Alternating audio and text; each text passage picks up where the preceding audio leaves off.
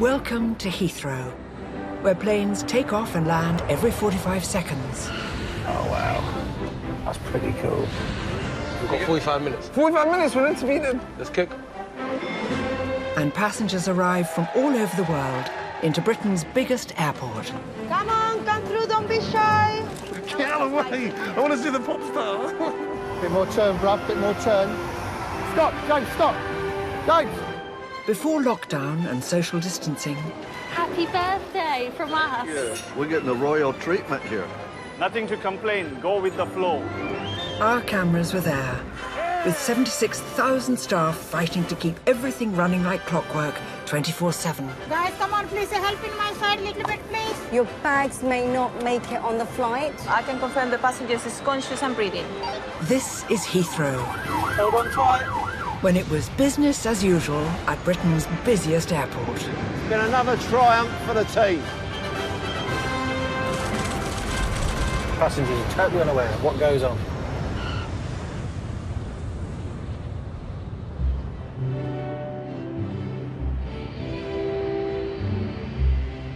It's Friday morning, and some of the 1,300 flights of the day are getting ready to take to the skies. More people fly out of Heathrow than any other UK airport. So you fly from Terminal 2 and your gate is the B44. You want me to write it down for you? Yes, please, because they didn't put the gate. Air India over here, please. Thank you very much. And when they return, there's always someone waiting to check their passports. You speak English? There you go, sir. 6 months leave as a tourist. Welcome to the UK. It's down to Border Force to make sure all those coming into Britain match up to the documents they're presenting. When do you go back to Israel? This visa will expire soon. And if a passenger's papers aren't up to scratch, they may end up being scrutinized by forgery expert Border Force Cat. What's your birthday? March 13th. How many pounds have you lost? Probably 25 to 30. Yeah, it's a good bit. You can tell, it's good. Yeah. I cheekily say things like that because you've lost a lot of weight. We see a variety of passengers. It's one of the biggest ports, with obviously the 4 big terminals. We have to make sure everyone's coming in who is who they are. It's just about securing the border and making sure the country's safe. We're not letting the wrong people in. Make sure it's the right people with the right documents. While the immigration hall may be the end of the road for returning Brits, for others, their journey is just beginning. Ladies coming in to study nursing at BPP University, but we're just checking the certificate. On the back there was something that caught my eye. So Neil's just having a look on the internet to make sure that the school is the same, the logo is the same. These papers belong to Kinjal, who's just flown in from Ahmedabad in Western India. And she's one of 500,000 international students who come to study in the UK every year. They've made it look like steam, and it's actually, when you look at it online, it's actually a point. So how long have you been out of the Flame. country? This is their actual the Nursing Council's website. Well, it's a flame. Yeah. We're having a massive intake of students coming in, but there's been quite a few non-genuine students, shall we say, coming in, and they're all bringing lots of packs of certificates or documents. And this lady's one, I just noticed a few things, that maybe shouldn't be there. What did you think of certificates? Well, I think, when you look at the actual motif, that's not what it is online. There's 3 stars, it's only on 1. And this is blue online, not black. International students are granted visas to study in the UK, and they must be accompanied by evidence of qualifications. But at the moment, Kinjals may not make the grade.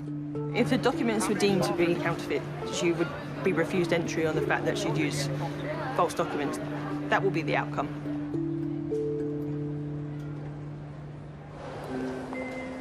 Whilst those flying in and out of Heathrow are subject to rigorous checks in the terminals, out on the airfield, it's down to the airside safety officers to carry out their own form of forensic inspections. Orchestral there. Today, Airside Ian is on one of his routine patrols. I know there's jobs with a lot more money, you know, but, you know, you think sitting there number crunching in some office in London, and I think I'd rather have the salary I'm on, sitting there watching these come in.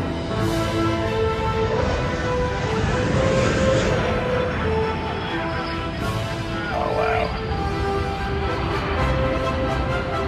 That's pretty cool. Still gives me a thrill and a kick.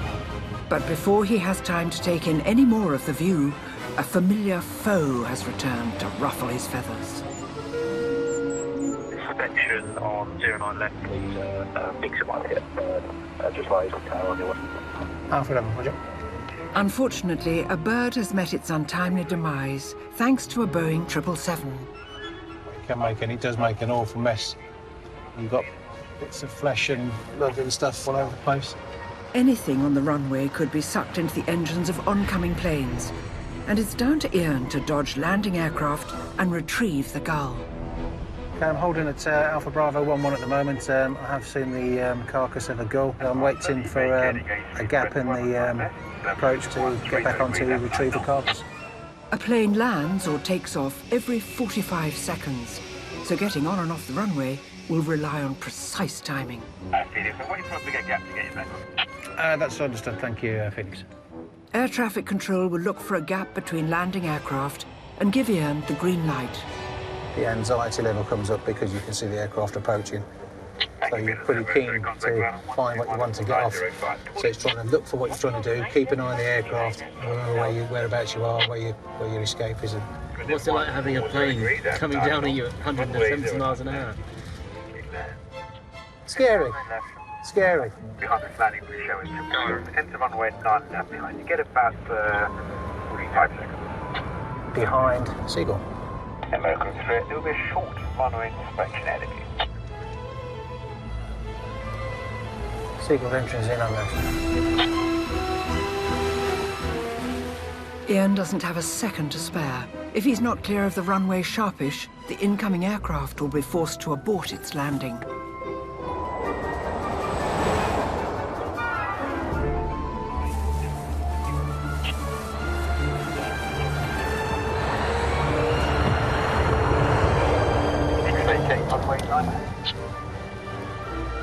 Phoenix vacating 09 left.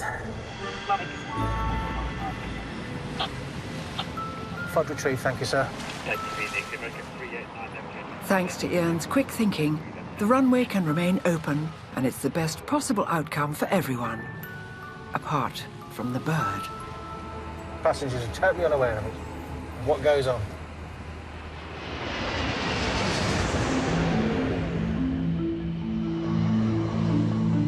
Some passengers may also be totally unaware that last year, over 350,000 people from non-EU countries came to live in the UK, the highest number since records began in 1975. What is your son doing here? Put your right thumb on the red light for me. Right thumb. Currently, 12% of the NHS workforce is recruited from abroad, but there is still a shortage of over 40,000 nurses. And do they actually do nursing, just out of interest? Well, she's doing healthcare. She's doing a master's in healthcare. Okay. And this nursing student from Ahmedabad, hoping to study in London, is being questioned by Border Force officers over the authenticity of her qualifications. But this has got a so-called chip in it. Yeah, which it hasn't. Today, Border Force Kat is being assisted by her colleague Tracy, and it's not just Kinjal's documents that are potentially raising her temperature. I'm concerned because you're coming here to study, all right? You're not understanding everything I say, okay? And you have nowhere to stay. So I'm going to sit you over there while I ring the university. Do you understand? Okay?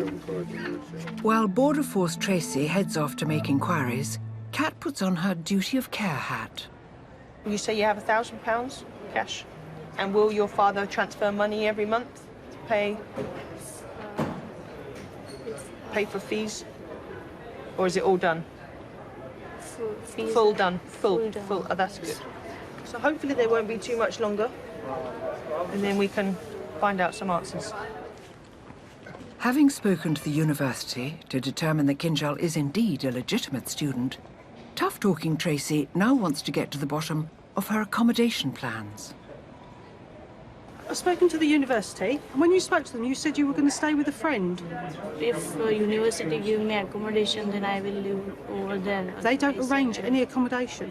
They said that they didn't provide accommodation and that you were going to stay with your friend. They will give, if university give me accommodation, then They say they don't arrange accommodation at all. They have no accommodation. Then I will. Then I'm worried where you're going to stay. Where are you going to stay? one friend is living here. Okay. Okay, and how do you know her? She is my friend of friend. From where?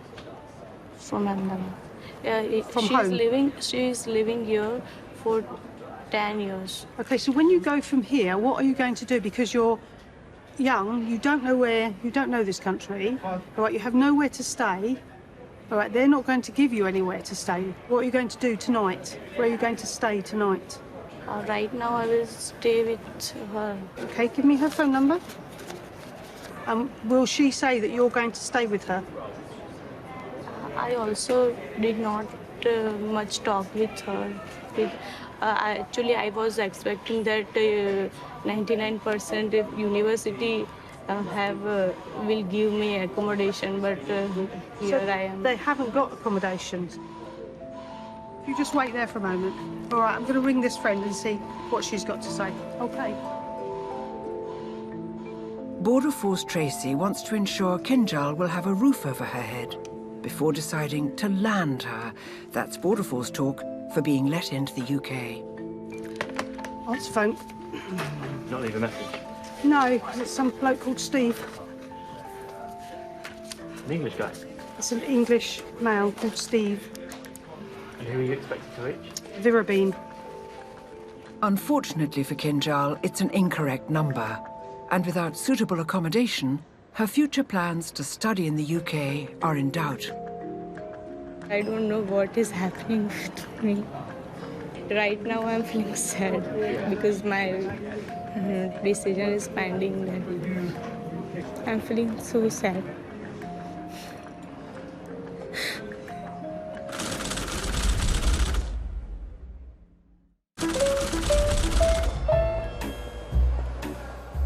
Britain, we're the fourth most travelled nation, boasting an average of over 70 million overseas trips a year, with the most frequent reason for these jaunts being holidays. When was the last time we flew? That's the last time you flew? No, last time I flew, we went to Paris for my Mother's Day. I wonder what catching a taxi's like over there. Taxis in Cairo. We really should have thought about this before our holiday, really. When we get to Goa, go see your fiancé. Yeah, if he's there. You should be at the airport. Yeah. I think that London excelled my expectations. I thought it was going to be different, but I really like it. I told you. Oh, that's changed again, look. The 20 now is 21.35. We've arrived at Heathrow still. When you're not hanging around waiting to board your flight, you could be experiencing some of Heathrow's world-class customer service, thanks in no small part to some good old-fashioned British manners. Thank you. Have a lovely flight. Minding their P's and Q's are 76,000 employees, particularly those on the front line of politely helping passengers. All right, then, do you want to come with me? We'll get you fast-tracked. There are many roles at the airport flying the flag for Heathrow, but none more so than those who wear purple, known as the ambassadors. So if you go to the B gate and you want lounge B1. Up to 400 ambassadors are stationed across the airport, there to assist with a variety of passenger queries. And today in Terminal 4, rookie recruit Marcus is getting acquainted with his new role. Hi, how are you doing, ma'am? Fine, thank you. And you? Nothing to complain. Go with the flow. Although born in Mumbai, Marcus lived in Kuwait for over 33 years and moved to the UK 5 months ago so his children could get a British education. I've come from the land of camels. I was in Kuwait. I was working as a health and safety environment officer and also doing DJing around, playing music catering music for different types of people over there. When in DJ mode, Marcus goes by the name Human Encounter, due to his passion for human encounters. My name is Marcus, so I encounter people, so same like here. Here also I encounter people on the floor, but the difference is here it's without music, it's all with emotions. People with different problems, stress, some come on happy note, some with sad. My idea over here is to work and make them comfortable, they go without stress. To ensure standards don't slip. Everyone needs a hero, I am mine. And that's true. Ambassadors, even heroic ones, are required to attend training sessions on customer service etiquette. And today, Ambassador Training Manager Arlette is getting ready for class. So the qualities that you need to be an ambassador, first of all, you need to like people, you need to want to help them, need to be caring, so it's having the right attitude. So some really special people for that job. It's not anybody can do it. Luckily for Arlette, there is someone special who thinks he can do it.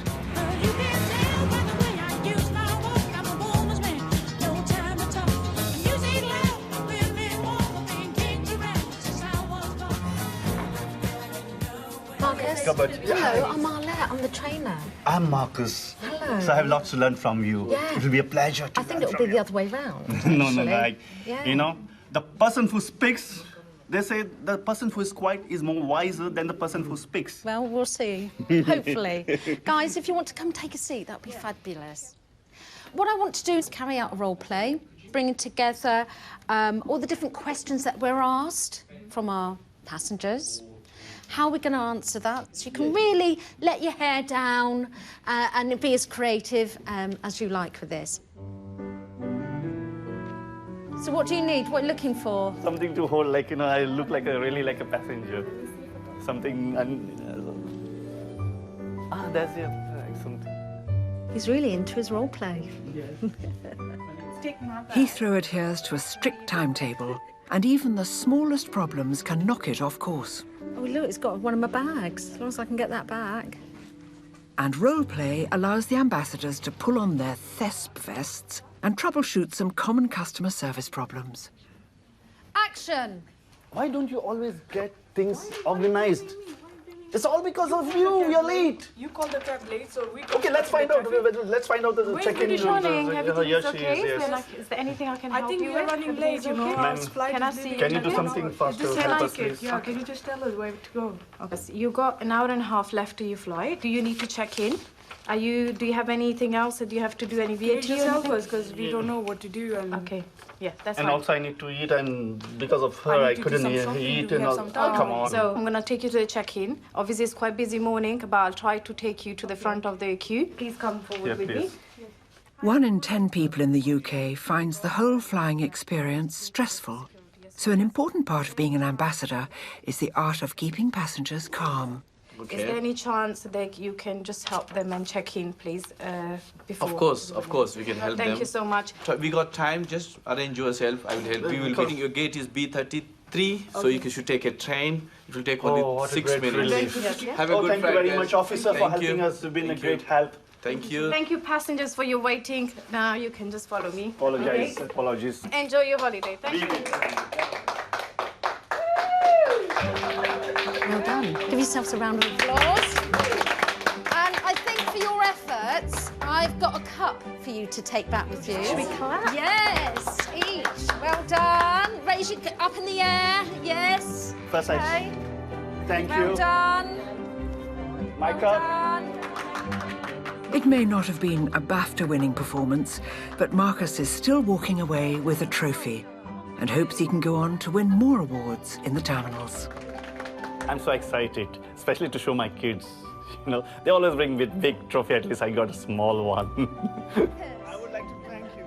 This will help me to grow and put me in practical day-to-day work lifestyle. The ambassadors!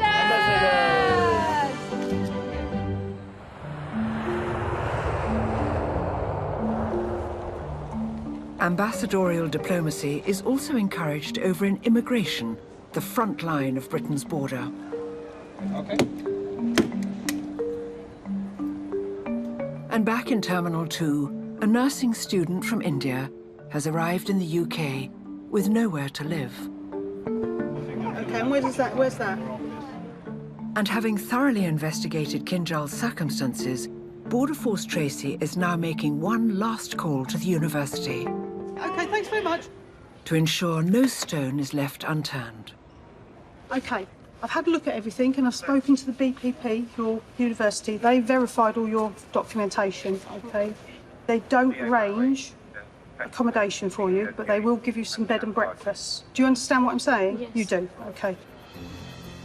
I'm going to land you, all right? Okay, that's the number. If you have any problems at all, okay, with any of it, okay. And I'm happy now that you're understanding everything that's happening. All right, okay, do you want to take all of that for me? Okay, and put it away and we'll go and get your passport stamped up, all right? We did a lot of checks on the background of her studies, checked with the university, and the university were happy for her to study. Do you know how you're getting into London? There's an underground train that you can catch. Yes? Yes, from the front. Yes, Okay. I know. Yeah, I'm very excited to see that. Okay. You're excited to see it? It's not that exciting, I promise you. Obviously, she was very nervous. She's probably never left India. You know, it must be scary. Good luck. All right, go through the picture. So you have to check everything. You check everything thoroughly, and a little bit more, and a little bit more extra, you know, just to make sure that she's okay. Finally, I got. I'm feeling so good. This is the last step of my journey. Kinjal can now get on with her new life in London as a nursing student, hopefully with no more bumps in the road.